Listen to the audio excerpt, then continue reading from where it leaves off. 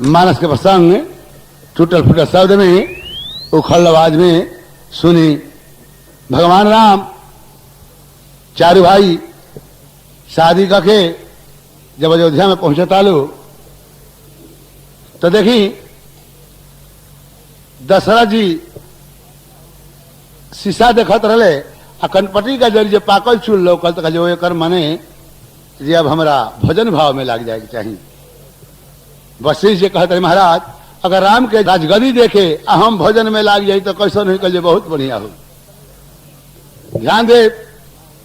बात संक्षेप में कहता नहीं कि कहे कमे में कहे के बा और ये कहे छुपाई के अर्थ महात्मा लोग 8 दिन कहे लगे आ हमनी के बहुत बड़ प्रसंग आवे के बाद 40 मिनट में वरदान के कई काम मंगली उल्टा हो गई। वरदान रहे सुनहु प्राण प्रतिभावत जी का अदे हुए कबर भरत ही टीका दोसर बरमा कर जोरी अपूर्वहु नाथ मनोरथ मोरी। का दोसर बर रहे तापस भेष विशेष उदासी 14 वर्ष राम बन। पहला बर रहे भरत के राजगद्दी दूसर का बर रहे राम के वनवास। भइल कबर पहले राम के बन केहू के बात पर ध्यान ना गई होनी लौकबे ना करे केहू का होनी होके के बाद बड़े बड़े विद्वान से ज्ञानी से होनी पर ध्यान ना जाए। वशिष्ठ जी कहे के चाहत रहे अयोध्या के लोग कहे के चाहत रहे जे पहला वरदान तो निकलवा भरत के राजगद्दी तो भरत के बुलाओ जाओ राजा बना लिहल जाओ तब से राम बन जाइए। तब भरत राजा बन जाते तो भैया के बन जाए ऐसे होनी होइत ना ऐसे बात पर ध्यान केहू के ना गई आके कहियो के अपना वरदान पर ना ध्यान गई। तापस भेष विशेष उदासी तपसी का भेष में वनवास मंगली आ गई लोग कैसे क्षत्रिय रूप फिर हूं बन बीरा। हनुमान जी कहता है क्षत्रिय के रूप तपसी के रूप हो गिरुआ बस्तर कंठी माला आ क्षत्रिय के रूप धनुष बाण तीर तलवार। तो कहियो का कहे बाबू हथियार रख दलो और हलो तो फिर एक से खेली हलो उनको अपना ध्यान बना बात पर ध्यान ना दे ऐसे जो होनी होके के रहे। भरत जी जब अयोध्या में आवता रहे बुलाओ जाता आ सुन ले भैया बने चल गए बाबूजी सुरधाम चल गए तो कैसे रोई के अपना माई से कहता रहे रम पटखलसी फेरा पर से अबीछी मरलसी माई आ दैव चलवले दाव घाव हम के करा से देख तो लोग कही की ढोंग करत बा आ दुनिया हंसी उड़ाई आ मोर पीर रघुवीर विनायब केहू ना पति तभी प्रवृंद के आगे कई के आ श्री गुरु चरण मनाई असोचत मन में चलले वन में से न समाज जुटाई तौरव उठत अनुराग गई तिरी अजिकिरी साँच सुनाई आहे दई बदी हो तो सबके भरत ऐसन अब जौन भाई बेसी कमाए लगता भाई से अलग हो जाता। अयोध्या के संपत्ति वैभव देख के इंद्रासन इंद्र ललचस की वैभव इंद्रासन में रही तो शोभा बढ़ जाए। तो संपत्ति के सूट बना के भगवान राम भरत किक मारता लोग ना बना राम के चरित्र अनुकरण करे के हो कृष्ण के चरित्र कहे खातिर अगर कृष्ण के अनुकरण कर लगब तो जूता लात के कमी ना रहे इनकर चरित्र करब तो पुरुषोत्तम बन बाबा। वशिष्ठ जी कहे भरत बेकार है बेचारी के बोल बड़ा होनी है हो गई लेकिन वशिष्ठ जी देखी कहत कैसे बाले कोनो घटना घटेला तो आदमी समझावेला कि जाए दे बबुआ ई तो सफर बा हो गई तो हो गई लेकिन दुख रहेला ओकरा। वशिष्ठ जी कैसे कहता रे भाग कि सुनहु भरत भाभी प्रबल अब बिलखी कहो मुनिने हानि लाभ जीवन मरण अजस यप जस विधि अब रउरा सब सोच लीजिए रउरा हाथ में का धान लाभ जीवन मरण जस अपजस तो उनका हाथ में। बताइए का बाद अब कुछ बा? एक बादो कुछ बा? हानि लाभ जीवन मरण जस अब कर्तव्य बा। कर्तव्य खाली रउरा हाथ में बा। हानि लाभ जीवन मरण जस अब जस धनी गरीब कौन चुन रहा हाथ में? भरत जी कहे महाराज तब हंस के कहे नहीं कह बिलख के कहे कह तनी कर मान जी हमरा के समझावत तनी रउरा भैया के बन गईला के दुख बा रउरा नहीं तो हंस के कहीं हानि लाभ जीवन मरण को लिया तो रोई के कहे कह तनी ये समझावल है दूसरा के समझ जाए दो बबुआ तोहरे बाबू ने खन मोल और बसेर देखी भरत जी अब चला के तैयारी करता रहे अयोध्या के संसद लोग तैयारी हो जाता पहले तो पन्ही लोग गले बड़े सुन ले जे भैया बिना पन्ही के गई बड़े तो घारे गोड़े कैसे चलता रे? अरे पयनवा पयनवा अरे पयनवा हो कैले भरत जी गाना ना राम में अनुराग के होई अरे पयनवा हो अरे पयनवा हो कैले भरत जी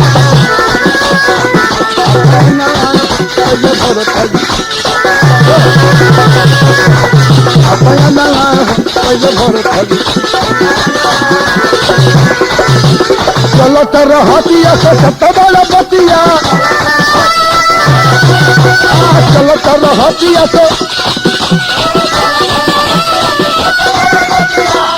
अरे कब है भैया से मिलना हो कैसे भरत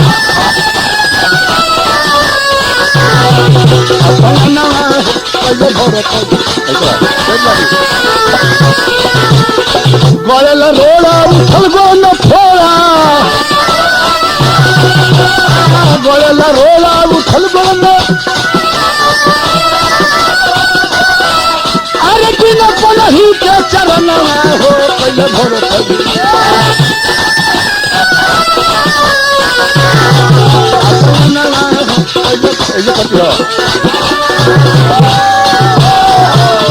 भरत जी के गांठ गलता तब अपना दर्शन नहीं खन रोवत रोवत जे ही पड़ी हमार भाइयों कई कांट गड़ल हुई जब सिंहवेरपुर घाट पर पहुंचले अकेवर देखल तकल के हो भरत साबित कर झेले कि जैसन बिया होला वैसन काकर होला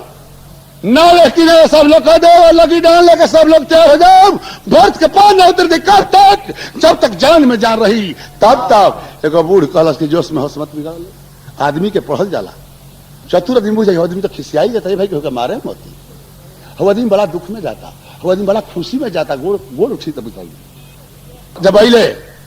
केवट बसीर जी का जे भरत ये तरह भैया के सबसे बड़ प्रेमी हमें अखबारी में धो के भरत जी रो जैसे भैया से भेंट भई लोग कैसे आर केवट के जतिया हवन भैया के संगतिया यतन बतिया सुन के भरत जी हो गई ले अधी अतन बतिया आर के बटा के बतिया भैया के संगतिया अतन बतिया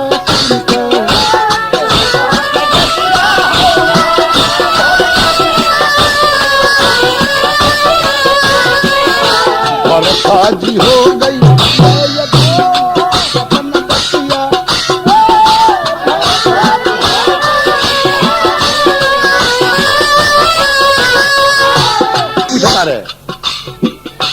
कबना रहतिया गईली तिन्हो मुरतिया अतन बतिया सुनते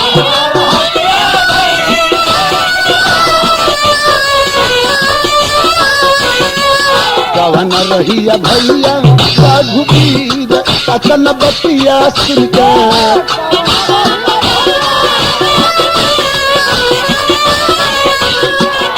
कवन होई भुइया जहवा रखल भैया पैया यतन बतिया सुनके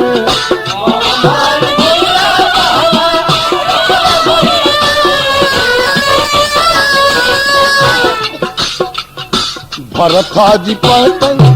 लकीर अतन बतिया सुनके और सीरीज का पैगाम और सीरीज का ट्रेडमार्क देखना न भूलिए और सीरीज जो आप तक पहुंचाते हैं आप हमार मनोरंजन भैया तारा की कहाँ सुतरले कहे हे ये मालिक ओ जे भरत सिलुटियाता रहे भैया के जहां जहां गोड़ पर बउजा के धूर चढ़ाव देता रहे कपार। भरत जी कहता रहे हे माई गंगा जी से हमार जात हमार धर्म भीख मांगे वाला ना हो, लेकिन आज जात के धर्म के नियम छोड़ के का कहता रहे। देखी भरत जी कैसे भीख मांगता रहे। आरे सुन सुन भागीरथी सुन हो त्रिवेणी जाने ला जहान मुद मंगल देनी हमारा पकड़ में हार बानी। अरे मैया हो सुन गंगा महारानी आरे हवंतर जामी बुझ मनवा के मोरम मांगतानी भीख छोड़ी छतरी के धरम दे दबार दानयो भवानी। देखी क्या कहता रे आरे दीन दीन भगती के दुगुना बढ़ा दो नेहिया हमार भैया राम में लगा दो। मांगले गई तेरी निशानी अरे मैया हो सुन गंगा महारानी। भरत जी भारद्वाज जी का आश्रम पर पहुंचतानी और उन्हें सीता जी भगवान राम से का कहतानी क्यों राम रजनी अवसेखा जागे सी सपन यस देखा कि सहित समाज भरत जनुआए अनाथ वियोगता पतनताए सकल मलिन मन दीन दुखारी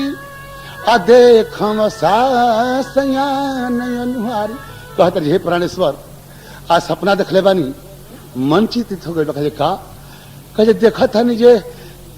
अयोध्या से आवता रे और उनका शरीर अरे प्रेम में दुबरा के कांट हो गई बा और सास लोग के मांग एकदम सुन बा भगवान का हे बोला ना अब हमनी पर कौन विपत्ति आई कैसे कि ऐसा न देखनी सपना कि ऐसा न देखनी सपना अरे सजन में सुन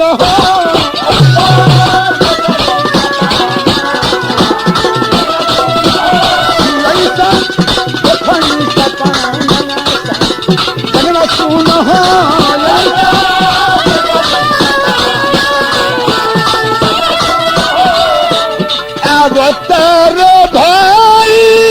भारत पूरा शरीर बजरो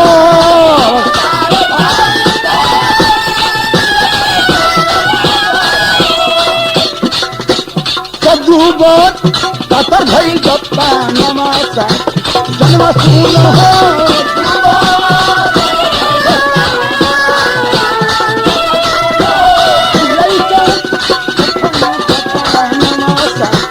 जन्म सुन हो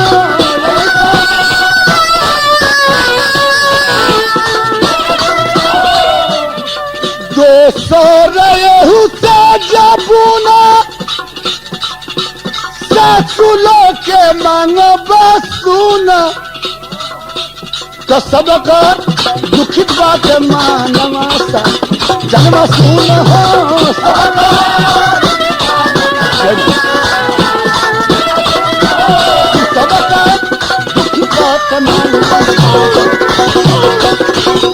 तब तक कोल किराता कहे मालिक चलो जी भरत जी अयोध्या से अवतरे और उनका संग बहुत लोग बा। लक्ष्मण कह चलो सब हम सबके हम अकेले देख ले भरत भाई के हिम्मत कह लक्ष्मण तू कह तारा तवना के अर्थ बुझा तारा कह ना भैया ना अब भरत नहीं खान कह लक्ष्मण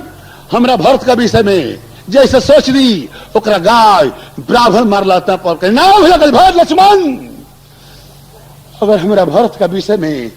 एक शब्द कुछ कह देबा तो तहरा हमारा भाई के रिश्ता खत्म हो जाई, तहरा मन में खोटा जाई। लेकिन हमरा भरत का मन में खोट ना आई। भरत ऐसा भाई तीनों काल में केहू के ना भई हुई। तब तक भरत जी देखता रहे कि पाही पाही जब पाही गोसाई अभूतल पर मुलकुट की आर भरत देखले रघुराई के तो धरती पर गिरल धधाई। झट प्रभु जी बही के उठा ली हले अब बही भरी के गला से लगा ली हले नैना छलके दोनों भाई के। कल भरत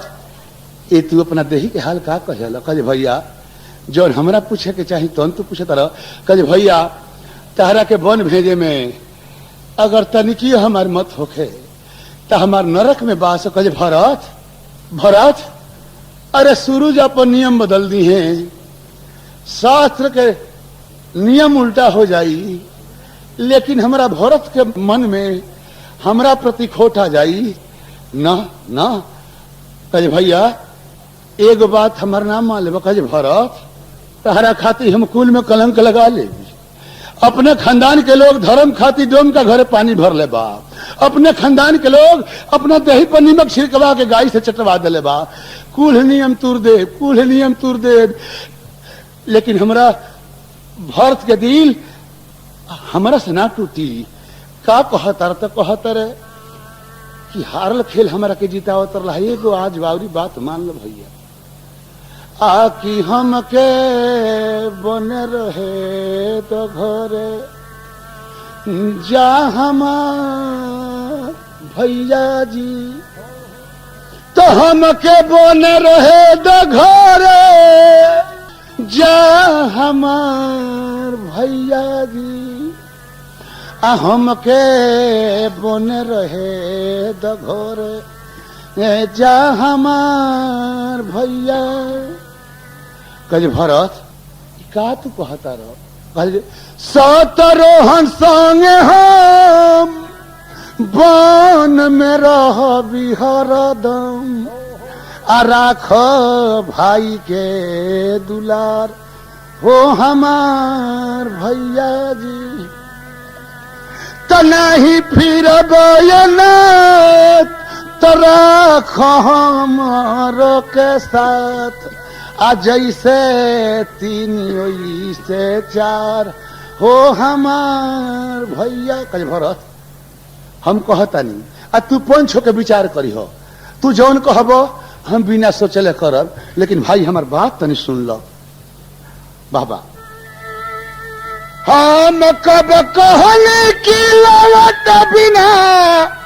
आर राजधानी बबुआ अब आखिर व्यर्थ हो जाई हैं रघुकुल के बानी।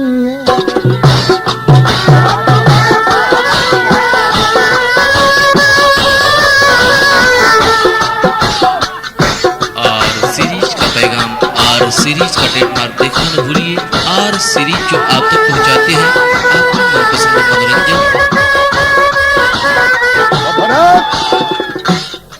बात ये ही में भलाई हम तुम मिल के दोनों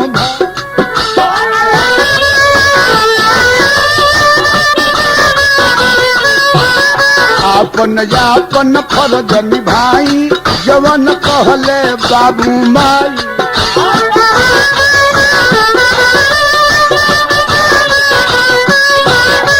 हम का समझाई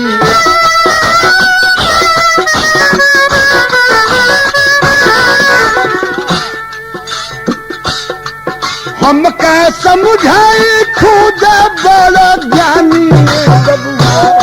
रात गर्त हो गई है कुल के बानी।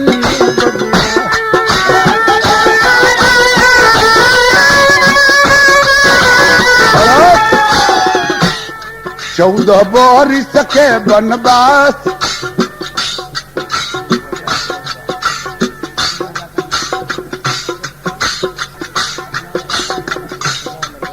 आवा वशिष्ठ कहले इंद्र जाके शारदा से कहले कि शारदे भरत के मती पलट का है भरत के बाद राम उठाइए ना अयोध्या में चल जी हैं तो सब देवता लोग के काम अधूरे रहे कहे सुना तरत 1000 गो आंख में तब भरत के चरित्र लिखल कहता जब सोचता रहो तब भरत ना हो इसे देखी भरत राम के प्रेम कितना रहे हे चौबे जी आतना अपना भाई से करे चाहिए उतना नचारी हुआ ना अगम स्नेह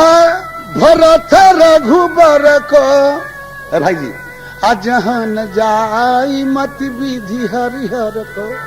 तो तुलसीदास कहता रे कि सो मैं कुमति कहो के ही भांति अबाज सुराग की गा डरता यही से जान लीजिए कितना प्रेम रहे भरत समा न को राम स्नेही अजग जप राम राम जप जेही भरत महामहिमा जल राशि मुनिमत तीर खड़ा भरत के महिमा और भगवान राम के भरत के प्रेम के करा सका अब देखी खाराऊ लेके नंदी ग्राम में रहता भाई लोग सुन ली तो कैसे भरत जी रहता उनका रोहन पर विचार करी भूमि बारह खून के कहा है सोचले जब भैया आज गदी पर रहते तो हम जमीनी पर रहती उनका गोड़ के सेवा करती तो भैया जमीनी पर हुई हैं तो उनका से नीचे रह के चाहिए तो खाई खून के भूमि बारह में रहता आ खाई का हो सीता जी के जन्म स्थान हो नीचे माई का गोदी में बैठल बड़े और ऊपर का देखता रहे आकाश आकाश के का कहलबा नीला नील सरोवर श्याम तरुण अरुण बारिज नहीं करहु सुमूर थाम सदा क्षीर सागर से भैया करम देखता रहे आ माई का गोदी में बैठल बड़े कैसे वशिष्ठ जी कहे खरंगे लेके चलो तो खरंग लेके कैसे चलता धर अरे भरत भाई हो अरे भरत भाई लेके चलले माथ पर आधार बनौले खराऊ के अयोध्या के भार ही पर रही भारी बोझा रहे तो बीठा लेवे के पड़ला तो खरौए के बनौले अरे भरत भाई हो अरे भरत भाई लेके चलले खरौआ अरे भरत भाई लेके चलले भरत भाई लेके चलले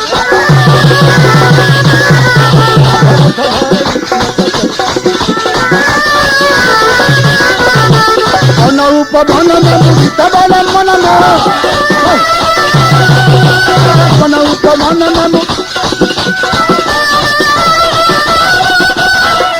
अरे जय सदल दौलत पाई चल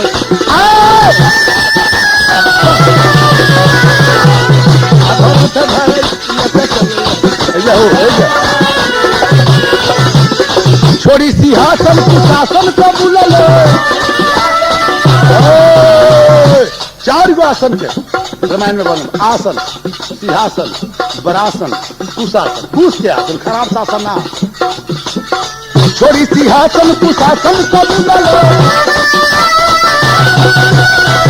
अरे राम के चरनिया में हलाई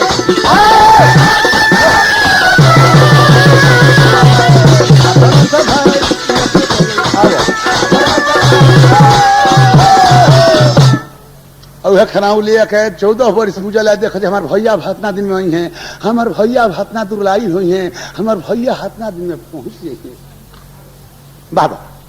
तो प्रेम से बोल सुबह शाम सीता राम सीता राम नाम के दवाई अभी न घोटले जब घो राम नाम के दवाई बिना घोटले जब घो मिलत बाटे बिना दाम सीता राम सीता प्रेम से बोल सुबह गिरहत खाती सुबह शाम तो प्रेम से बोल सुबह शाम सीता राम सीता राम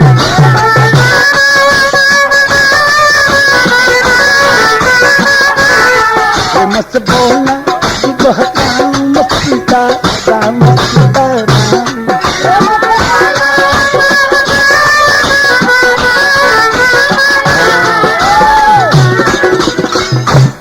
जब तू खैब मन चितलाई आयापन असर लगल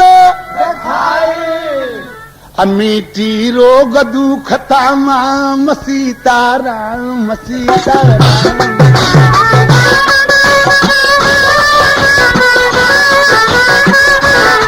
मीठी रोग दुख तमाम सीता राम सीता राम।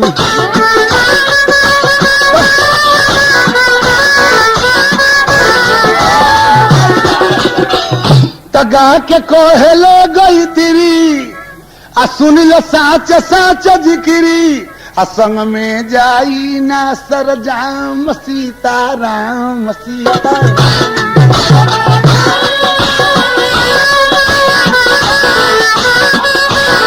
संग में जाई ना सर जाम सीता राम सीता राम।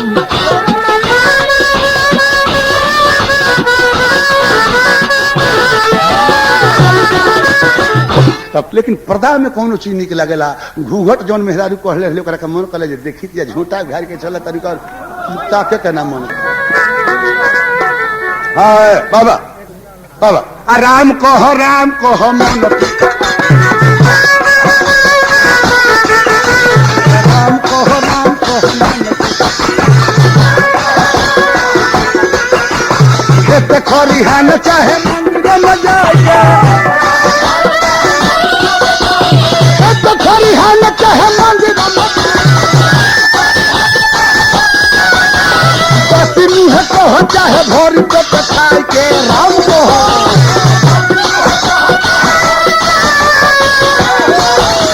मन चितला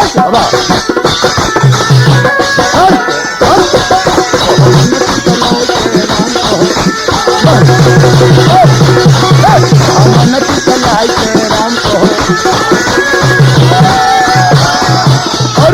आ गोते गोते कह चाहे कह किसिया गोते गोते कह चाहे कह किसिया ठाकुर गई दिल सन कह गाय के राम कह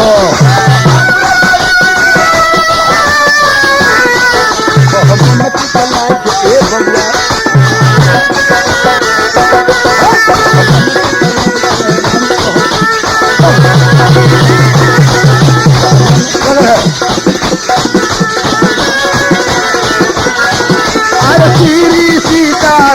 बबुआ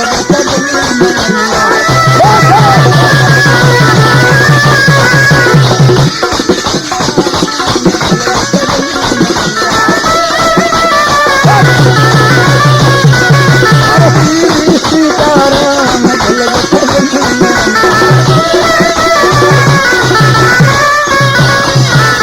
रामचंद्र की। आर सीरीज का पैगाम आर सीरीज का ट्रेडमार्क देखना न भूलिए। आर सीरीज जो आप तक पहुंचाते हैं आपका मनपसंद मनोरंजन।